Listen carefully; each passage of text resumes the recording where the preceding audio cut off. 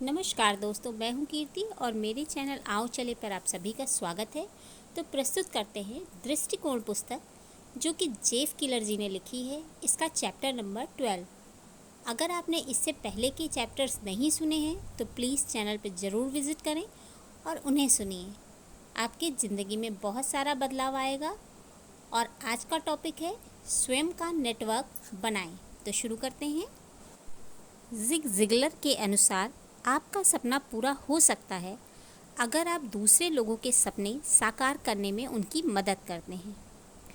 जब मैं 1990 के अंत में फ्रीलांस लेखक स्टू कॉमेन से मिला तो उनसे मुझे ऐसी अतुलनीय शिक्षाएं मिली जिनका प्रभाव आजीवन मेरे व्यवसाय पर रहेगा।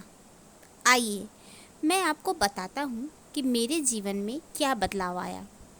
1992 में स्टू थिंक एंड ग्रो रिच के न्यूज़लेटर के एक सहायक लेखक थे। स्टू के सुझाव पर उस न्यूज़लेटर के मुख्य पन्ने पर मेरी कहानी छपी। साथ ही साथ मुझे उस न्यूज़लेटर के साथ एक अनुबंध भी मिला कि वो अपने प्रकाशन के माध्यम से मेरी पुस्तक भी बेचेंगे। और फिर अन्य चीज़ें भी बिकनी शुरू हो गईं। Think and grow rich newsletter ने अपने प्रकाशन में मेरे कुछ लेखों को छापना शुरू किया। परिणाम स्वरूप मुझे उनके पाठकों से बहुत सारे फ़ोन कॉल मिले और कई जगहों पर मुझे प्रेरक वक्ता बनने का अवसर भी मिला। मुझे उनके एक पाठक जिम डोनोवन का एक पत्र मिला, जो उस समय न्यूयॉर्क में रहता था। हम अच्छे दोस्त बन गए। जिम ने मेरा परिचय एक नए प्रकाशक से करवाया। जिम 2 महान पुस्तकों के लेखक भी हैं, अ हैप्पियर लाइफ और this is your life, not a dress rehearsal. और यह सब महान चीज़ें इसलिए हुई क्योंकि मैं स्टू कॉमेन के नेटवर्क में शामिल हुआ और फिर think and grow rich newsletter के नेटवर्क में और फिर जिम डोनोवन के नेटवर्क में। अगर आपको मौका मिले तो क्या आप जल्दी सफल होना नहीं चाहेंगे? तो नेटवर्किंग ही एक ऐसा तरीका है जिसमें आप कम प्रयासों से बड़े परिणाम कम समय में ही प्राप्त कर सकते हैं। यहाँ जितने ज़्यादा ठोस संबंध आप बनाते हैं, आपकी सफलता के अवसर भी उतने ही अधिक होते जाते हैं। नेटवर्किंग के फ़ायदे। हालांकि आपकी सफलता निश्चित रूप से आप ही पर निर्भर करती है, परंतु इसके और ऊंचे मुकाम पर जाना आपकी संगत और लोगों के साथ आपके आपसी संबंधों का परिणाम होता है। सरल शब्दों में, आपको एक बड़ी सफलता अकेले नहीं मिल सकती, इसलिए नेटवर्किंग का इतना अधिक महत्व है। व्यवसाय के कार्य क्षेत्र में नेटवर्किंग के फायदे इस प्रकार हैं। नए ग्राहक या व्यवसाय का विकास होता है, रोजगार के अवसर बढ़ते हैं, महत्वपूर्ण जगहों पर नियुक्ति करने के लिए सही लोगों को ढूंढने में मदद मिलती है, महत्वपूर्ण सूचनाएं और संसाधन मिलते हैं, समस्याओं को सुलझाने में मदद मिलती है। व्यक्तिगत रुचि के क्षेत्र में नेटवर्किंग से आपको कुछ इस तरह की चीज़ें मिल सकती हैं। नए दोस्तों को शामिल करके आपके सामाजिक संबंधों का विकास होता है। आप विभिन्न जाति, संप्रदाय और मान्यताओं के लोगों से परिचित हो जाते हैं। आपको आध्यात्मिक विकास में सहायता मिलती है। हमें यह तो पता चल गया कि नेटवर्किंग से क्या लाभ होता है। अब प्रश्न यह उठता है कि हम अपने नेटवर्क की प्रभावशीलता को बढ़ाने के लिए क्या कर सकते हैं। आइए उन 16 तरीकों पर गौर करते हैं जिन्हें मैंने बहुत ही लाभदायक पाया।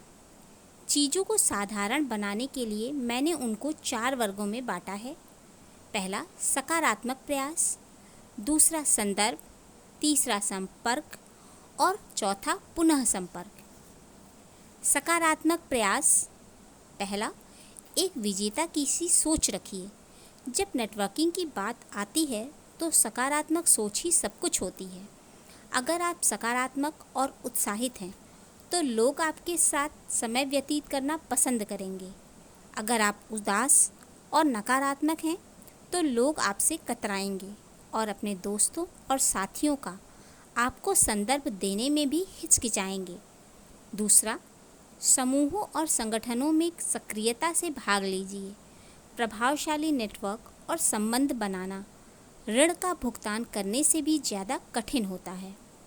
आपको यह ज़रूर प्रदर्शित करना चाहिए कि आप अपने समूह के लिए समय निकालेंगे और उनकी सहायता करने का प्रयास करेंगे। ऐसा करने से दूसरे लोग आपकी लोक व्यवहार, कुशलता, आपके चरित्र, आपके मूल्य और आपकी सकारात्मक सोच के बारे में जानेंगे। चलिए थोड़ी देर के लिए वापस स्टू कॉमन के पास चलते हैं। वह विज्ञापन एजेंसियों में अपना संपर्क बनाना चाहता था, इसीलिए वह 1944 में लॉन्ग आइलैंड एडवर्टाइजिंग क्लब से जुड़ गया। स्टू ने तुरंत समूह की मीटिंग में भाग लेना शुरू कर दिया। जब क्लब ने उससे विभिन्न परियोजनाओं में स्वयं सेवक बनने के बारे में पूछा तो स्टू कॉमन ने तुरंत अपना हाथ ऊपर उठाया और वह सक्रिय रूप से काम करने लगा। क्लब से जुड़ने के 6 महीने के अंदर ही किसी ने आकर उससे कहा, हम आपके बारे में कई अच्छी चीज़ें सुनते हैं। आप एक कठिन, परिश्रमी और बहुत ही ऊर्जावान हैं। क्या आप हमारे बोर्ड ऑफ डायरेक्टर्स में शामिल होंगे? जैसा कि आप भी अंदाज़ा लगाते हैं, स्टू ने हर्ष के साथ स्वीकार कर लिया और कुछ ही महीनों के भीतर अपने व्यवसाय में उन्हें भारी वृद्धि दिखाई देने लगी। 1999 के शुरुआत में स्टू ने मुझे बताया कि उसका 50% से भी ज़्यादा का व्यवसाय एडवर्टाइजिंग क्लब की वजह से हुआ है। इससे सिद्ध होता है कि लोग प्रभावशाली नेटवर्किंग की मदद से कम समय में ही बड़े परिणाम हासिल कर सकते हैं। तीसरा, अपने नेटवर्क में लोगों की सेवा कीजिए। आपको हमेशा यह सोचना चाहिए कि हम किस तरह से दूसरों की सेवा कर सकते हैं, बजाय इसके कि इससे मुझे क्या मिलेगा। अगर आप केवल अपने लिए व्याकुल रहते हैं या एक देने वाले की बजाय हमेशा एक लेने वाले की तरह सोचते हैं, तो आपको ऐसे लोग नहीं मिलेंगे जो आपकी मदद करना चाहेंगे। आप अपने नेटवर्क में लोगों की सेवा कैसे कर सकते हैं? अगर कहीं से अच्छा व्यवसाय या ग्राहक आपको मिलते हैं तो अपने नेटवर्क के लोगों को उनका संदर्भ दीजिए। इसके अलावा अगर आपको कोई लेख या ऐसी जानकारी मिलती है जो आपके नेटवर्क के किसी सदस्य के काम आ सकती है तो उसे बांटना न भूलें। जब मैं प्रभावशाली नेटवर्क्स के बारे में सोचता हूँ तो पहला नाम मेरे दिमाग में मार्क ली ब्लैक का आता है।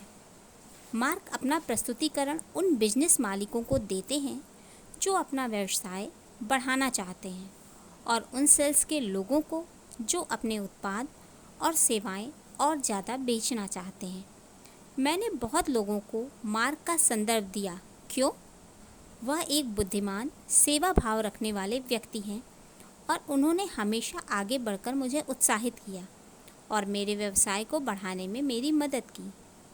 मार्क ने अपने नेटवर्क के ऐसे लोगों से मेरा संपर्क कराया जो हमारी मदद कर सकते हैं। वह हमारी कई चीज़ें अपने सेमिनार्स में बांटते हैं। मार्क उन लोगों में से एक हैं जो हमेशा बस देते रहते हैं और देते रहते हैं। इसलिए लोग भी मार्क की मदद करना चाहते हैं और यही एक कारण है जिसकी वजह से मार्क का व्यवसाय बढ़ता ही चला जा रहा है। जैसा कि बाइबल कहती है, बांटो तुम्हें भी दिया जाएगा, यही सच्चाई है। संदर्भ। चौथा, जब भी आप किसी को कोई संदर्भ दीजिए तो यह सुनिश्चित कर लीजिए कि वह अपनी बातचीत में आपके नाम का इस्तेमाल ज़रूर करें। एकदम साफ बात करिए। थोड़ी देर के लिए मानिए कि आप जॉन स्मिथ को अपनी ग्राफिक डिज़ाइनर जेन जोन्स का संदर्भ देना चाहते हैं। आप जॉन से कह सकते हैं, आप जेन को फ़ोन कीजिए और कहिए कि मैंने ही आपको उनका संदर्भ दिया है। कभी कभी यह भी हो सकता है कि आप जेन को फ़ोन करके यह कहें कि जॉन स्मिथ आपसे संपर्क करेगा। फिर अगली बार जब आप जेन से मिलें या बात करें तो याद से यह ज़रूर पूछिए कि क्या जॉन ने आपको फ़ोन किया था और उसका बर्ताव कैसा रहा। जेन के दिमाग में आपको यह बात अच्छी तरह बिठानी है कि आप उसका व्यवसाय बढ़ाने में उसकी मदद करना चाहते हैं। पांचवा, चुनकर संदर्भ दीजिए। अपने हर मिलने जुलने वाले का संदर्भ मत दीजिए। अपने नेटवर्क के लोगों के समय का सम्मान कीजिए। नाकाबिल लोगों का संदर्भ देने से आपकी छवि कमज़ोर होती है। आप खुद से पूछिए कि इसका संदर्भ देना आपके नेटवर्क के सहयोगी के लिए मूल्यवान होगा कि नहीं। संपर्क। छठवां, एक अच्छा श्रोता बनिए। आपने कभी किसी ऐसे आदमी से बात की है जो बस केवल अपने बारे में और अपने व्यवसाय के बारे में बात करता रहा हो और उसने 1 मिनट भी आपके बारे में कुछ न पूछा हो? अगर आप किसी ऐसे मैं तरह के आदमी से मिलते हैं तो शायद ही आप उसकी मदद करना चाहेंगे। इसलिए अपनी बातचीत में अगले आदमी की बातों पर ध्यान केंद्रित कीजिए। उन्हें अपने पेशे और हित के बारे में बात करने दीजिए, तो बदले में वो आपको ज़्यादा ध्यान देने वाला और बुद्धिमान समझेंगे। अंत में आपको भी अपने बारे में बताने का मौका मिलेगा। निश्चित रूप से यह काम करता है। सातवां, समय समय पर लोगों को फ़ोन करते रहिए जिससे उन्हें लगे कि आप उनका ध्यान रखते हैं। आपको कैसा लगता है जब आपको कोई फ़ोन करके कहता है, हेलो, बस आपके बारे में सोच रहा था और हमें उत्सुकता हुई कि आप कैसे हैं। मैं आपसे शर्त लगाकर कह सकता हूँ कि आपको लगेगा जैसे कि लाखों की संपत्ति मिल गई। अगर ऐसा होता है तो हम इस तरह का फ़ोन कॉल क्यों नहीं करते? अतः आज ही से एक नियम बना लीजिए कि अपने नेटवर्क के लोगों को फ़ोन करके उनका हाल चाल पूछना है और साथ ही उन्हें बताएं कि हमारी मदद की ज़रूरत हो तो हम तैयार हैं। यह एकदम सही फॉर्मूला है। लोगों को फ़ोन करिए क्योंकि आप उनकी परवाह करते हैं और क्योंकि इसी तरह का बर्ताव आप अपने साथ भी चाहेंगे। हर दिसंबर में मैं फ़ोन उठाता हूँ और कुछ ग्राहकों से बात करता हूँ जिनसे मैंने काफ़ी समय से बात नहीं की होती है। इनमें से बहुत से लोगों ने सालों से मेरी कंपनी से कुछ भी ऑर्डर नहीं किया होता है। मेरा फ़ोन कॉल उत्साह से भरा होता है और मैं बस केवल एक दोस्त की तरह उनसे बात करता हूँ। मैं उन्हें कुछ भी बेचने का प्रयास नहीं करता। उनकी वजह से पहले जो व्यवसाय मुझे मिला था उसकी प्रशंसा करता हूँ और केवल उनका हाल चाल जानना चाहता हूँ। अगर इन फ़ोन कॉल से व्यवसाय आता है तो बहुत ही अच्छा। अगर इन फ़ोन कॉल से व्यवसाय नहीं आता है तो भी बहुत अच्छा। सालों साल फ़ोन करने के बाद भी अगर परिणाम के रूप में हमें कोई व्यवसाय नहीं मिलता, कृपया समझने की कोशिश करिए। यह हमारी तरफ से कोई चालाकी वाला या सेल्स बढ़ाने का तरीका नहीं है। हम यह भी उम्मीद नहीं कर रहे हैं कि ये लोग हमें कोई व्यवसाय दें। मैं तो बस वास्तव में उनकी परवाह कर रहा हूँ। व्यवसाय तो बस उनसे पुनः जुड़ने का एक माध्यम मात्र है। 8वां, लोगों से मिलकर रोज़ अवसरों का फ़ायदा उठाइए। आप कहीं भी लोगों के साथ एक अच्छा संपर्क बना सकते हैं। हेल्थ क्लब में या सुपरमार्केट में। आप कुछ नहीं कह सकते कि किस संबंध वाला बीज आपको कब और कहाँ फल देना शुरू कर देगा। जब मैं सप्ताह के अंत पर व्यायामशाला में जाता हूँ तो मैं हमेशा एटीट्यूड इज़ एवरीथिंग वाली टी-शर्ट पहनता हूँ। इससे लोग मेरे पास आकर सकारात्मक सोच के बारे में बात करते हैं। इससे मुझे लोगों के बारे में सीखने का अवसर मिलता है और फिर मैं उनको अपनी कंपनी के बारे में बताता हूँ। 9वां, हर एक व्यक्ति को महत्व दीजिए। केवल धन संपत्ति को महत्व देने वाला मत बनिए। जिस भी व्यक्ति से आप मिलते हैं वह चाहे कोई उच्च अधिकारी हो या ना हो, उसका कोई दोस्त या रिश्तेदार ऐसा हो सकता है जो आपके उत्पाद या आपकी सेवा का लाभ उठा सकता है। तो इसीलिए जब भी आप किसी मीटिंग या पार्टी में किसी से मिलते हैं तो अपना पूरा ध्यान उसको दीजिए। कृपया मुझसे यह वादा करिए कि आप उन लोगों में से एक नहीं होंगे जो चारों तरफ घूर घूर कर केवल महत्वपूर्ण लोगों को ही ढूंढते रहते हैं। यह मुझे किसी खटमल के काटने जैसा लगता है। आप किसी से बात कर रहे हो और वह धीरे से कनखी से किसी दूसरे आदमी को देखता है जो आपसे ज़्यादा महत्वपूर्ण हो, तो वह आपकी बात सुनना बंद करके बीच में ही किसी दूसरे आदमी से बातचीत शुरू कर देता है। इस तरह से तो बिल्कुल मत कीजिए। आप अपने मिलने जुलने वाले हर एक व्यक्ति को पूरा सम्मान दीजिए। 10वां, मीटिंग और सेमिनार में हर तरह के लोगों से मिलिए। हर बार एक ही वर्ग के लोगों के साथ मत बैठिए। मीटिंग में अपने दोस्तों से मिलना अच्छी बात है, लेकिन अगर आप नए नए लोगों से मिलते हैं तो आपको उससे ज़्यादा फ़ायदा होगा। 1994 में मैं वाशिंगटन डीसी में राष्ट्रीय वक्ता संघ के वार्षिक सम्मेलन में था। दोपहर के खाने पर अपने दोस्तों के साथ बैठने के बजाय मैं एक ऐसी मेज़ पर बैठा जहां मैं किसी को नहीं जानता था। उस मेज़ पर जॉन वर्गे नाम की एक महिला बैठी थी और हमारी बातचीत शुरू हो गई। उसकी कंपनी प्रशासनिक कार्यालय के लोगों के लिए एक ट्रेनिंग प्रोग्राम चलाती थी।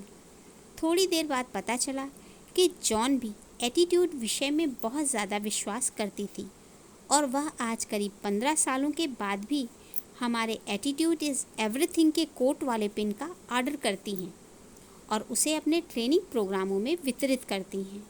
साथ ही जॉन हमारे प्रोडक्ट्स का प्रदर्शन भी अपने कार्यक्रमों में करती हैं, जिसकी वजह से हमें हज़ारों डॉलर का व्यवसाय मिलता है।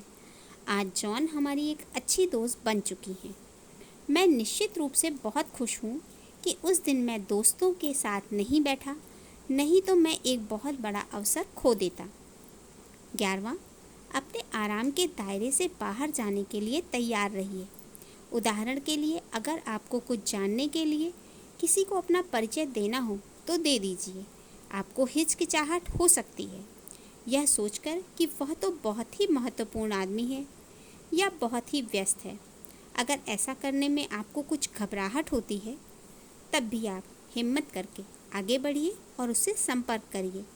थोड़ी देर के बाद आप आरामदायक स्थिति में आ जाएंगे। 12वां, जो कुछ भी आप चाहते हैं कह डालिए। दूसरों की मदद करके आपको भी मदद मांगने का पूरा अधिकार है। शर्माइए मत। जब तक आप अपने नेटवर्क के लोगों की सेवा करते रहेंगे, तब तक बदले में वो लोग भी आपके साथ काम करने के लिए तैयार रहेंगे। पुनः संपर्क। 13वां, किसी से पहली बार मिलने के बाद तुरंत उसे एक छोटा सा पत्र भेजिए। चलिए मानते हैं एक रात्रि भोज पर आप एक नया संपर्क बनाते हैं। जितनी जल्दी हो सके आप उन्हें एक छोटा सा पत्र भेजिए, यह बताते हुए कि उनसे मिलकर और बात करके आपने कितना आनंद उठाया। उस पत्र के साथ अपनी भी कोई चीज़ भेजिए। यह एक ऐसी जानकारी भी हो सकती है जिसमें उस आदमी का रुझान हो, जैसे कि किसी व्यापार पत्रिका का ग्राहक कार्ड। उनसे पूछिए कि क्या आप उनकी कुछ मदद कर सकते हैं। यह ज़रूर सुनिश्चित कीजिए कि मुलाकात के 48 घंटे के अंदर ही पत्र भेजें, जिससे कि उनको आपकी मुलाकात ताज़ा रहे। 14वां, अगर आप एक अच्छा प्रस्तुतिकरण सुनते हैं या कोई अच्छा लेख पढ़ते हैं तो वक्ता या लेखक को एक पत्र भेजकर बताइए कि आपने कितना आनंद उठाया और उस संदेश से क्या सीखा। 100 में से एक आदमी ऐसा करने का समय निकालेगा। आप उनमें से एक बनिए। मैं यह नहीं कह रहा हूँ कि वक्ता या लेखक कोई खास लोग होते हैं जिनकी पूजा की जाए, बल्कि ऐसा केवल इसलिए क्योंकि वक्ताओं और लेखकों का एक बहुत बड़ा नेटवर्क होता है जिसका लाभ आपको मिल सकता है।